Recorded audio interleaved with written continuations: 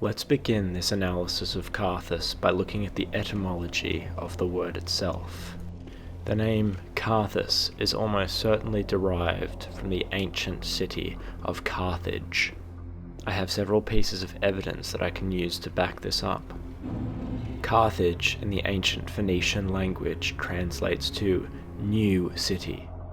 Carthage was described as the cornerstone of North African trade and wealth in the ancient world. In addition to being skilled traders, they were also ferocious conquerors. In the 6th century BC, King Mago I of Carthage conquered Sicily, Sardinia, and Emporia. Alas, Carthage's prosperity was not to last forever, and they were eventually conquered by Rome at the end of the Third Punic War. You might be wondering, how does any of this tie into Carthus? Well, I will attempt to make those connections now. The description of the Carthus blood ring reads, "Ring worn by warriors of the Sand Kingdom Carthus. They live for their High Lord Wolnir, conqueror of most kingdoms known to their people." This shows that Carthus, like Carthage, were famous conquerors. It has also been said that the army of Carthage was for the most part made up by North African mercenaries. Comparing this to Carthus, when creating a new character, the mercenary class has high dexterity and wields dual scimitars, which is one of the primary weapons of the Carthus kingdom. Furthermore, the mercenary set looks as if it has been designed specifically for desert wear, especially the helmet, which seems to protect the face, head, and ears from the desert sun.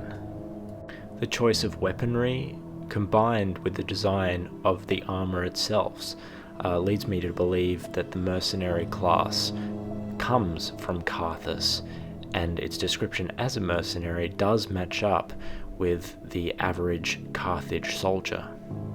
In ancient Carthage, sacrifice by fire was actually a popular method of offering to the pagan gods. I believe a parallel runs in Carthus as well, in relation to their pyromancy and obsession to know more about fire spells gathered from the tomes scattered throughout the catacombs. Putting this evidence together, it honestly would not surprise me if FromSoft came out and said that North African kingdoms like Carthage were the primary inspiration for Carthus.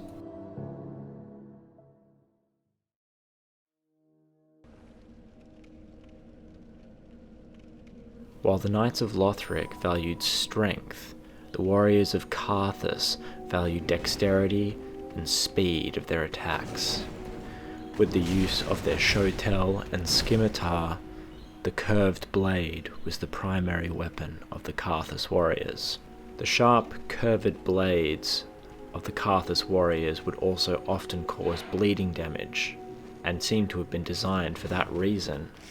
The item description of the Carthus shotel reads, "Strangely curved sword crafted to cause bleeding, wielded by Carthus swordsmen," while the Carthus rouge item description reads, "Associated with the warriors of Carthus, whose blades take on the scarlet hues of both the sanguine substance and the spatters of their victims' blood." Additionally, the shotel was used as a dismounting weapon, and if the edge was lodged into an approach's chest at the right time, the wielder of the shotel could use that leverage to rip the rider from their horse. In addition to the shotel, swordsmen of Carthus also carried kukris. The item description reads, "Small throwing machete, throw at enemies to cause bleeding damage.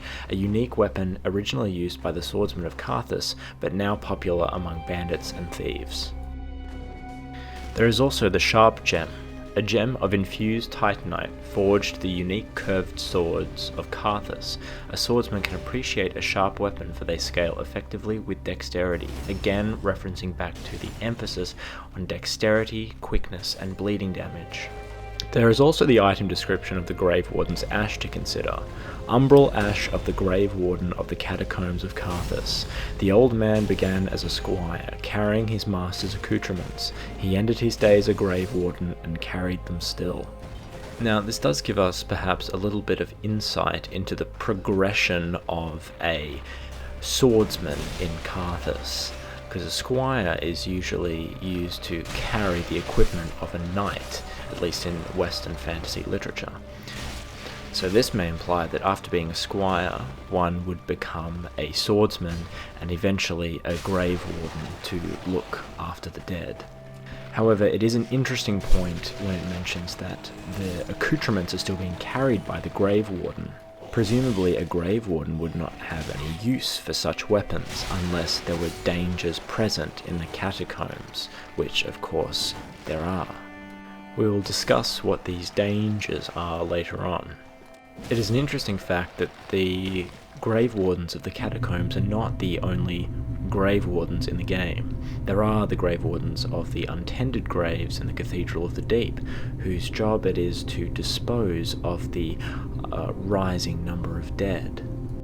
The grave wardens in the catacombs are different, however, as they seem to actually be bringing more bodies and more bones into the catacombs, as we can see the numerous pots of bones found in Wolnir's chamber.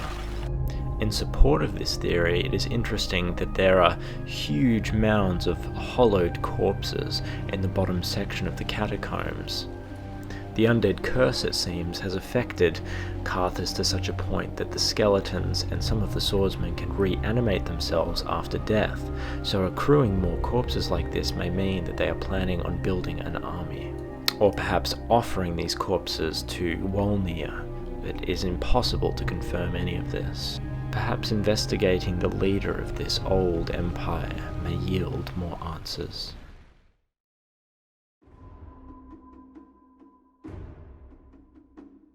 What are the makings of a conqueror? Is it the pleasure found in battle, or the ambition of a leader, or is it something else? Description of Wolnir's crown reads, "Once upon a time, such things were bequeathed judiciously to each of the rightful lords, until Wolnir brought them to their knees and ground their crowns to dust.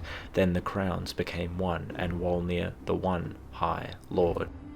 Some have theorized that the crowns that were crushed and made into one belonged to those who led Ferosa, Mira, and Dranglake, but that is unconfirmable. Apart from bragging rights, the question has been asked as to why the crowns were ground into one. Perhaps Wolnir thought that along with the kingdoms he had conquered, he could also absorb the other lords' power through their crowns. King Vendrick is quoted as saying, "The crowns hold the strength of lords from time long past." Could this have any relevance in reference to Wolnir's crown? Could FromSoft be trying to tell us something? It would make sense for Vendrick to be involved with Wolnir in some way, as his Shield of Want and his Knight's Dragon Rider bow are both found in Carthus and nearby in the Smoldering Lake.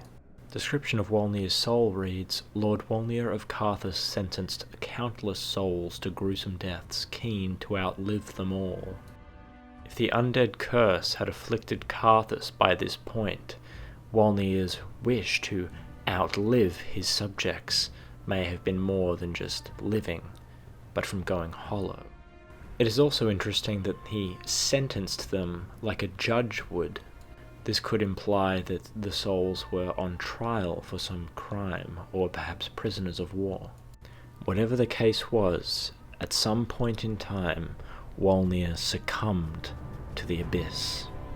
Whether he ventured into it willingly, like Artorius did, or by accident, he is now trapped within it. Perhaps he wished to conquer the abyss himself, or perhaps to learn dark pyromancies. The item descriptions don't really mention him being tricked by the abyss or anything like that, but succumbing and falling to the abyss. This would imply that it was a temptation that he eventually gave into. Description of Wolnir's holy sword reads, "A holy sword eroded by the abyss. When Wolnir fell to the abyss, he was gripped by a fear of true darkness and pleaded to the gods for the first time." There are a few interesting tidbits that we can glean from this. Wolnir was not a worshipper of the gods. His sword, the holy sword, was actually taken from the corpse of a cleric, as well as the armlets which keep him from falling into the abyss. Number 2, it has been physically eroded by the abyss, leaving just the core and a few bits of the original blade behind. When we encounter Wolnir, he is in an area almost completely consumed by the abyss, save for his cleric bracelets which glisten quite brightly in the darkness. In this arena we find the Grave Warden Pyromancy Tome. This is where we will segue from Wolnir to Carthus's connection to pyromancy. The description of the Grave Warden Pyromancy Tome reads, High Lord of Wolnir of Carthus succumbed to the abyss, but the pyromancer later became a Grave Warden and discovered the Black Flame. We can use this to deduce that Wolnir fell to the abyss first, and the Grave Warden Pyromancy Tome was only found afterwards. As evidenced by the Grave Wardens with red eyes, the abyss has already corrupted some of them. This may have even been spread by the Pyromancy Tome itself. The item description of Black Serpent Pyromancy, which can be taken from Wolnir's soul, reads, Pyromancy discovered from the abyss by High Lord Wolnir that inspired the black arts of the Grave Wardens. Be it sorcery or pyromancy, all techniques that infringe on humanity lead to the same place. That is to say, they all seek a will of their own. There are several disturbing implications that we can take from this. Number 1, it implies that these black magic sorceries were spread among the Grave Wardens. Also, its name as Black Serpent brings up images of Darkstalker Carth, a literal black serpent. It would not be entirely surprising to learn that Wolnir was tempted into falling to the abyss by Carth himself, considering how manipulative he has proven to be. The item description also talks of it having a will of its own. Could this be a reference to Carth? Possibly. It is also interesting to note that inside some of the pots found in the catacombs, an affinity-like sorcery floats from them and tries to attack you. Could this have been used as a siege weapon for Carthus as they attacked neighbouring kingdoms and castles? Carthus also have a pyromancy tome of their own apart from the Grave Warden's one. Description of the Carthus Pyromancy Tome reads, a pyromancy tome from Carthus containing pyromancies crafted for battle. Carthus pyromancies developed in isolation from other forms, explaining their divergent evolution. This tells us a few things. 1. The warriors of Carthus used pyromancy in their battles against other kingdoms. It also mentions that pyromancy in Carthus developed in isolation, presumably meaning away from the chaos flame. Let's have a look at the descriptions of some of the Carthus pyromancies. The description of the Carthus beacon reads, the most obscure pyromancy developed in Carthus of the Sands. Carthus's aggression has been likened to an uncontrollable fire, and since ancient times its beacon has been used as a signal for war. Personally, I think the reference to an uncontrollable fire has to be in reference to the chaos fire, which grew uncontrollably out of the hands of the Witch of Izalith. The description of the Acid Surge pyromancy reads, Carthus's swordsmen attach great value to victory and would not shun the use of such pyromancies, for where is the honour in death and scoured bones? This shows to us that the Carthus warriors would stop at nothing to win, even if there was a taboo attached to their methods. All of these pyromancies can be taught to you by Cornyx the Pyromancer. We will be going very in detail in regards to Cornyx, Izalith, the Smoldering Lake and Demonkin in the next video, so don't worry. In terms of Carthus specifically, however, we have one more tidbit of lore to look at. The distinguished guest of Wolnir.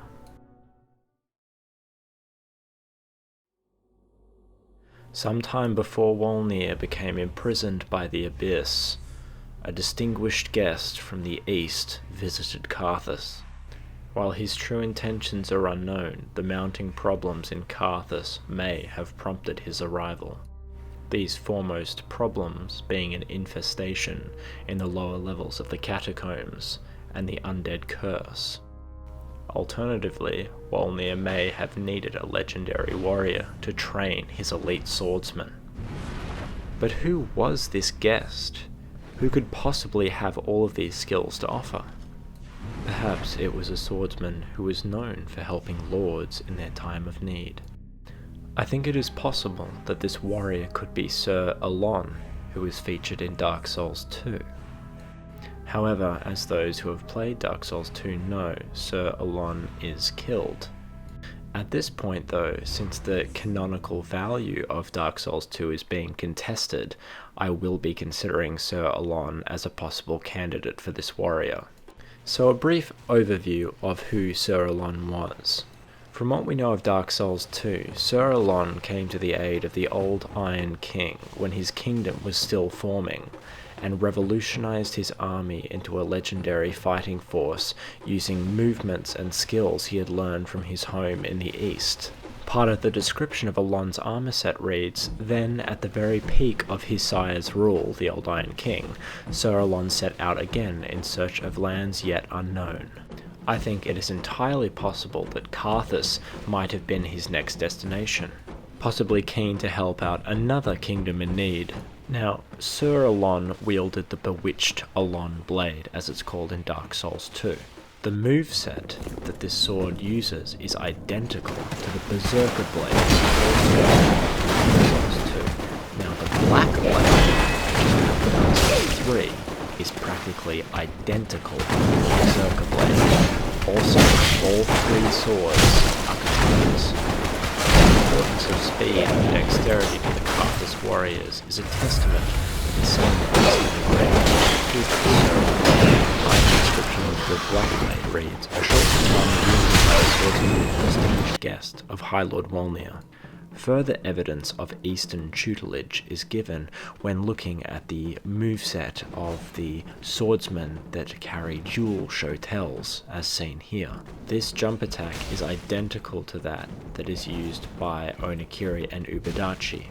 The attack itself is called Oni Killer, which in Japanese means demon killer.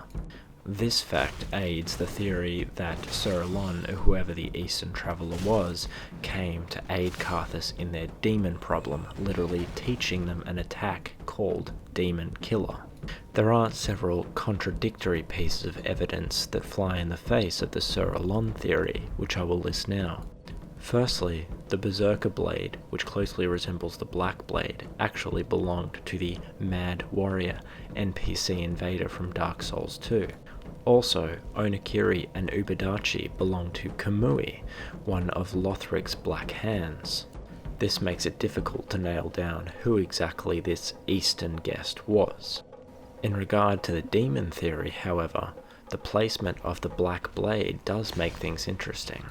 It is found in a mimic chest adjacent to where we find one of these almost petrified looking Taurus demons below the catacombs.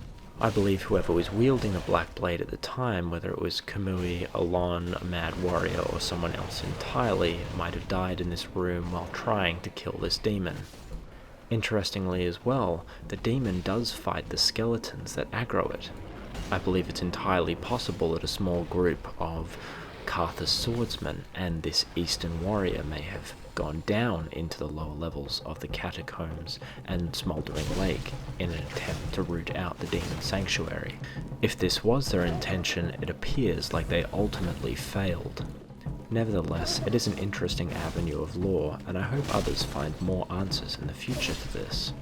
I do have a lot of information written down here about Smoldering Lake and the demons that occupy it, but I believe that will make the video a bit too long, so I'll save that for next time. As always though, thank you for watching, and if I got anything wrong, please leave it in the comments below as I do read all of them, and thank you for all of those who watched my long Lothric video. I know it was a lot to take in, but I really appreciate you sticking with it.